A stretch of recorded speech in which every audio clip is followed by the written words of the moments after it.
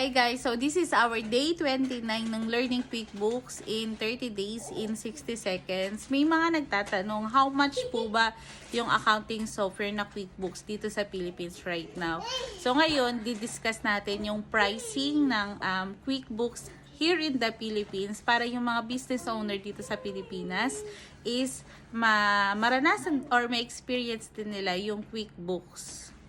Search mo lang sa Google, QBO Philippines, tapos dadalihin ka niya rito sa pricing ng QB. So dito sa baba, makikita nyo naman yung mga plans na pwede nyong start using sa QuickBooks. So dito, meron tayong simple start. Ang halaga niya rito in Philippine peso is 545.13 per month. Tapos makakasave ka na ng 545 for the 3 months. Pag ito yung kinuha mo, you can able to track your income and expenses, mag-send ng unlimited custom invoices and quote. You can also connect your bank. Tapos you can also track your GST and VAT. You have insight and reports, then progress invoicing, meron din sila. Plus for one user, plus your accountant. So, yan ay simple start, 545.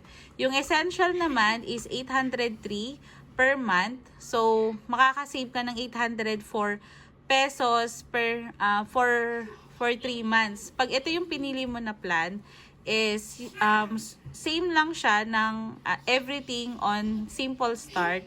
Ang pinagkaiba lang is you can also manage your bills and payments. Tapos, you can track employee time. Tapos, pwede mo na rin i-on yung multi-currency. At yung user niya is good for 3 user plus your accountant. So, parang 4. Then, yung sunod na tier naman niya is yung plus. Ito, ang halaga niya, ang original price is 2,295. Pero dahil may promo ngayon si QuickBooks Philippines, makukuha mo na lang yung kanyang plan ng 1,148 per month. So, nakasave ka na ng 1,147 per month sa loob ng 3 buwan. Kapag ito yung sinelect mo, everything on simple, start, and essential, plus, meron ka pang recurring transaction and bills, meron kang track ng inventory mo, pwede ka pang mag-track ng project profitability, you can also manage your budgets, tapos for 5 user na rin siya, plus your accountant, so 6 user. And yung last nila, yung pinakamataas na ano nila is their advance. So ang original price is 4,361. But ngayon, pwede mo na siyang kunin ng 2,181 per month. So, makakasave ka ng 2,180 per month for 3 months. Pag ito yung pinili mo, everything on simple, essential, and plus. Plus, meron pa siyang other features. Like, you can also manage your user up to 25. Tapos, pwede mo nang i-automate yung mga workflow mo. Pwede ka rin mag-data sync with Excel. And then, meron ka rin kakayahan to custom report fields. Tapos, you can also customize your dashboard. Tapos, yung customize role permission. Tapos, backup online and resort data. Manage your revenue recognition. So, 4 na tier yan. Yan yung lahat. Simple, essential, plus, and advanced.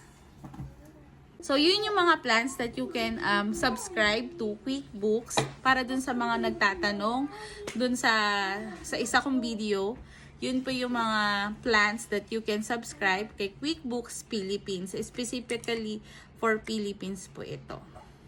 Tapos, if you want to know more about QuickBooks, bookkeeping, and freelancing na rin, you can also comment your question, your suggestion dun sa mga video ko. Tapos, we will try to answer it also in video. So, if nakatulong sa'yo tong video na to, comment ka naman dyan sa button dyan. Or if ever may kilala ka na gustong matuto ng bookkeeping, you can share or repost this video to them para mas maraming tao ang makaalam about sa QuickBooks here in the Philippines. So, if you want to know more about the lesson, meron tayong 30 30 lesson, learning QuickBooks in 30 days in 60 seconds. Go check my profile.